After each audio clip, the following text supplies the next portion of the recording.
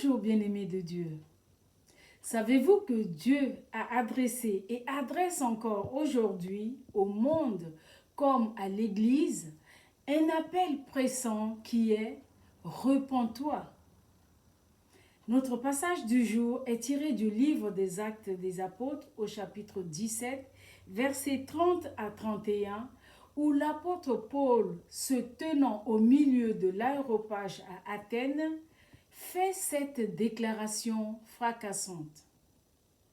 Dieu, sans tenir compte des temps d'ignorance, annonce maintenant à tous les hommes, en tout lieu, qu'ils aient à se repentir parce qu'il a fixé un jour où il jugera le monde selon la justice par l'homme qu'il a désigné, ce dont il a donné à tous une preuve certaine en le ressuscitant des morts. Qui est cet homme si ce n'est Jésus-Christ, le Rédempteur du monde, le seul juge des vivants et des morts? Qu'est-ce que la repentance? Selon la Bible, c'est un changement d'avis, un changement d'intention suite à une profonde tristesse et douleur d'avoir offensé Dieu par nos péchés. Attitude qui entraîne un changement de comportement, une conversion. Pour ce qui concerne notre salut, se repentir, c'est changer d'avis par rapport à Jésus-Christ et passer du rejet de Christ à la foi en Christ. Repentez-vous et croyez. Tel est le premier message utilisé dans l'Évangile pour annoncer la bonne nouvelle du salut.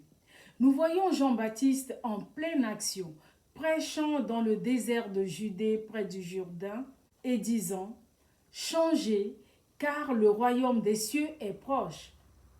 Jean-Baptiste appelait les gens à se faire baptiser en signe d'un profond changement afin de recevoir le pardon de leurs péchés.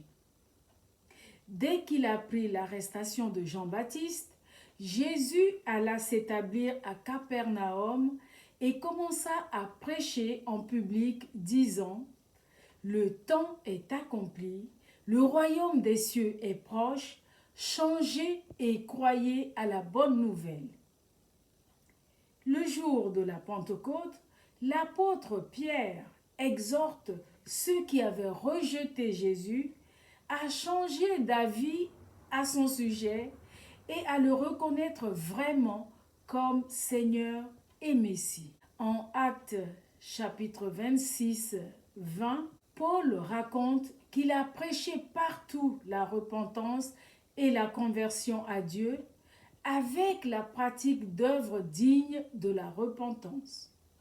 La repentance véritable qui nous conduit sur la voie de la sanctification est finalement le grand remède à toutes nos difficultés, car il n'y a qu'un seul vrai problème dans nos vies, le péché.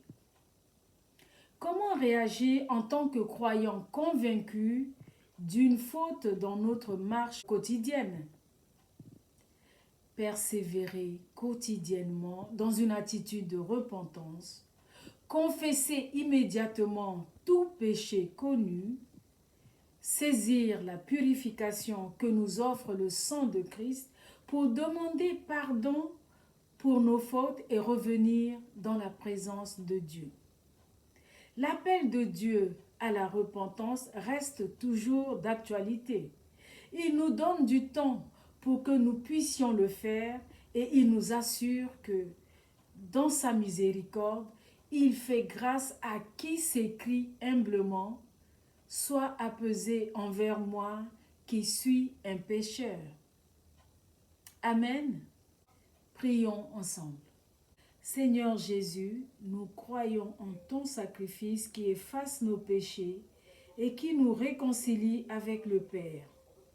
Et nous croyons également à la puissance de la repentance qui dispose nos cœurs à l'humilité et à l'acceptation du pardon que seul Jésus-Christ nous a acquis à la croix.